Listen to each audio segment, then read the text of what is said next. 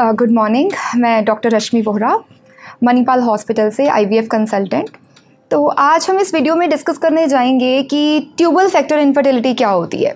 Tubal factor means हमारी जो tubes हैं, फैलोपियन ट्यूब्स की, उनके कारण इनफर्टिलिटी, वो कैसे कारण बन सकती हैं इनफर्टिलिटी का। नॉर्मली हर औरत के बीच में एक बच्चेदानी होती है, 2 फैलोपियन ट्यूब्स होती हैं और 2 अंडेदानियाँ होती हैं।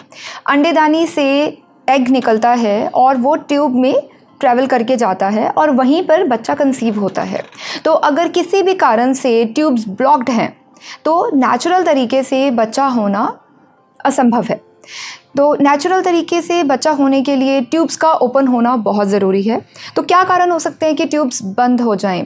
जैसे कोई PID means pelvic inflammatory disease, कोई पहले चाहे कुछ साल पहले या फिर शादी से पहले या आफ्टर मैरिज ऑल्सो, अगर कुछ इन्फेक्शन हुआ हो पेट का, उसके कारण ट्यूब्स बंद होने के चांस हो सकता है।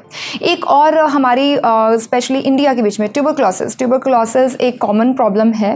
तो ट्यूबरक्लोसिस अगर स्पेशली पेट का ट्यूबरक्लोसिस हो तो उन केसेस के बीच में भी ट्यूब्स के बंद होने की संभावना होती है।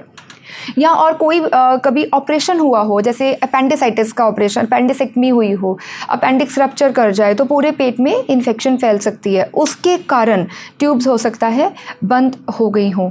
तो ये हम चेक कैसे कर सकते हैं कि ट्यूब्स खुली हैं कि नहीं खुली हैं? तो एक सिंपल ओपीडी प्रोसीजर होता है जिसको हम HSG बोलते हैं, हिस्ट्रोसैल्पिंगोग्राफी। इसके बीच में हम एक डाई डालते हैं पेशेंट के अंदर और एक्सरे लेते हैं और उससे पता लग जाता है कि ट्यूब्स ओपन है कि नहीं। दूसरा क्या प्रोसीजर हो सकता है, उसको लैप्रोस्कोपी बोलते हैं। लैप्रोस्कोपी के बीच में दूरबीन के थ्रू देखा जाता है कि ट्यूब्स खुली हैं कि नहीं। अब अगर ट्यूब्स बंद हों तो हम क्या कर सकते हैं? लैप्रोस्कोपी में देखा जा सकता है कि ट्यूब्स बंद हैं, लेकिन क्या वो ऑपरेशन के थ्रू खुल सकती हैं या नहीं। अगर ऑपरेशन के थ्रू खुल सकती हैं तो हम उनको ऑपरेशन से खोल देते हैं। अगर वो नहीं खुल सकती तो क्या मेथड बचता है फिर बेबी कंसीव करने के लिए? तो हमें IVF के थ्रू जाना पड़ता है, जिसमें कि डायरेक्टली ट्यूब्स को हम सरपास कर देते हैं।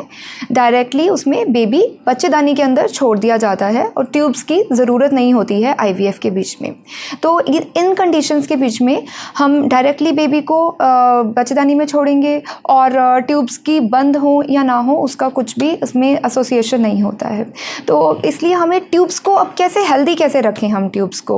जैसे कोई भी इन्फेक्शन हो हमें, तो हमें हॉस्पिटल जाना चाहिए। और हमें अगर नीचे से गंदा पानी चलता है या फिर कंटिन्यूअसली कोई पेट में दर्द आता है, ये सब चीज़ें हमें हॉस्पिटल में दिखानी चाहिए, क्योंकि PID की शिकायत हो सकती है जिसके कारण कि ट्यूब्स के बीच में कोई इन्फेक्शन या फिर कुछ ट्यूब्स लेटर ऑन बंद हो जाएं, ये सब हो सकता है। तो अगर प्रॉपरली टाइमली इसका इंटरवेंशन किया जाए, प्रॉपरली टाइमली चेकअप करवाया जाए, तो ट्यूब्स सेव की जा सकती हैं और एक नेचुरल प्रेगनेंसी हो सकती है।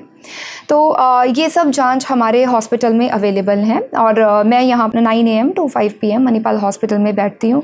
अगर किसी को कोई भी ऐसी प्रॉब्लम है तो हमारे हॉस्पिटल में आके दिखा सकते हैं। Thank you.